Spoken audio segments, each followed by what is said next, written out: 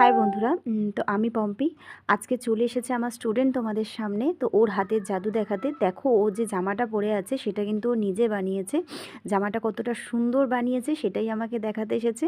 তো ও কিন্তু জামাটায় হাতায় ডিজাইন দিয়ে দিয়েছে এবং গলার সামনেও কিন্তু ডিজাইন দিয়ে বানিয়েছে। হ্যাঁ, আমার স্টুডেন্টরা এখন আমার থেকেও ভালো ডিজাইনার হয়ে গেছে। নিজে নিজেই অনেক ডিজাইন দেওয়া শিখে গেছে। এগুলো কিন্তু আমি কিছুই ওকে বলে দিইনি, ও নিজে থেকে এগুলো বানিয়েছে। আর জামাটার সামনে দেখো একটা বোতাম দিয়ে লুপ বানিয়ে দিয়েছে এবং হাতগুলোতেও কিন্তু ও তাই করেছে। তবে কিন্তু আমি জামাটা আজকে কাটিং দেখাবো না। জামাটা যেহেতু ও নিজে বানিয়েছে তাই ভিডিওটা করা আমার পক্ষে সম্ভব হয়নি। তবে ও প্যান্টটা আমি কাটিং করে দিয়েছি, প্যান্টটাও নিজে কিন্তু স্টিচিং করেছে। তো তার জন্য ওর আমি প্যান্টের কয়েকটা মাপ নিয়ে নিয়েছি। তার জন্য আমি কোমর, হিপ আর ঝুলের মাপটা নিয়েছি, আর সাথে মুহুরির মাপটাও নিয়ে নিয়েছি। এবার আমি প্যান্টটা কাটিং করব। তো যাই হোক, আমার স্টুডেন্টরা কিন্তু ভীষণ খুশি, কেন আমি নিজেও জানি না। তো দেখো, আমি কাটিংটা একটু বলে দিই।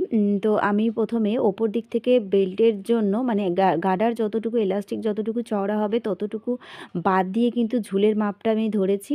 এবার হাইয়ের জন্য হাইটাকে কিন্তু আমি যে টোটাল হাইটা আছে হিপকে 4 দিয়ে ভাগ করেছি। ভাগ করে কিন্তু আমি হাইয়ের মাপটা বের করেছি, ঠিক আছে। করে এবার সে 4 দিয়ে ভাগ করে যেটা হয়েছে সেটা কিন্তু আমি ওপর থেকে দাগটা টেনেছি। তার সাথে আরও 2 ইঞ্চি যোগ করে নিয়ে তারপরে কিন্তু আমি লম্বার দাগটা টেনেছি, হায়ের মাপটা টেনেছি। আর ঝুলের সাথে আমি 2 ইঞ্চি এক্সট্রা নিয়েছি বক্রম মোড়ার জন্য নিচের দিকে। হাইয়ের দিকে কিন্তু 1 ইঞ্চি ডাউন হবে, না হলে কিন্তু প্যান্টে ভাঁজ হয়ে যাবে। এবার দেখো, মাঝ বরাবর কোমরের যে মাপটা ধরেছি তার মাঝ বরাবর আমি একটা পয়েন্ট করে নিয়েছি, সেখান থেকে লম্বালম্বিভাবে একটা দাগ টেনে দিয়েছি। এবার সেই দাগ বরাবর দাগকে কেন্দ্র করে পায়ের মুহুরিটা ধরেছি। পায়ের মুহুরি কিন্তু আমি 4 ইঞ্চি করে রেখেছি দুই সাইডে, মানে এদিকে 4 ইঞ্চি আর ওদিকে 4 ইঞ্চি, টোটাল 8 ইঞ্চি দিয়ে এবার আমি কিন্তু এঁকে দিলাম, ঠিক আছে। এবার দেখো, ওপর দিক থেকে দেখো, পেন্সিল প্যান্ট বানানোর জন্য কিন্তু মানে হাঁটুর মাপ দরকার লাগে না। কেউ কেউ আবার হাঁটুর মাপ নিয়েও করে, কিন্তু পেন্সিল প্যান্ট খুব একটা ফিটিংস হয় না, আবার খুব লুজও হয় না। ওটা কিন্তু খুব নর্মাল ফিটিংস হয়। খুব ফিটিংস হলে পেন্সিল প্যান্ট পরে কিন্তু মানুষ বসতে পারবে না। তো সেই কারণে খুব যে টাইট ফিটিংস হয় তাও না। কাপড়টা যেহেতু ওরেপ কাপড়ে কাটা হয় না, তাই লুজিং দিতে হয়। কিন্তু আমি এখানে কিন্তু হাঁটুর মাপ নিইনি, আমি কিন্তু ডাইরেক্টই এটা করে দিয়েছি। একদম হিপ বরাবর নিয়েছি আর পায়ের মুহুরিটাকে দিয়েছি, দিয়ে রাউন্ড শেপ দিয়ে স্কেলের শেপ বসিয়ে কিন্তু আমি এটাকে এঁকে নিয়েছি। আর এঁকে নিয়ে তারপরে কিন্তু আমি এটাকে কাটিং করেছি। হ্যাঁ, তবে এটা সামনের পার্ট কিন্তু ড্রয়িং হচ্ছে।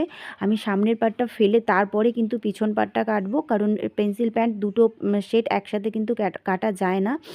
কারণ পিছন পার্টের হাইটা কিন্তু একটু উঁচু হয়, যে কারণে কি হয়, আর সাইডের দিকেও কিন্তু কাপড় অনেকটা বাড়ানো হয়। 2 ইঞ্চি করে কাপড় বাড়তি করতে হয় কোমরে, মানে হিপেতে, আবার থাইয়ের কাছে কিন্তু 2 ইঞ্চি করে চওড়া হয়। মানে সামনের পার্টের থেকে পিছন পার্ট কিন্তু 2 ইঞ্চি করে চওড়ায় এক্সট্রা হয়, ঠিক আছে।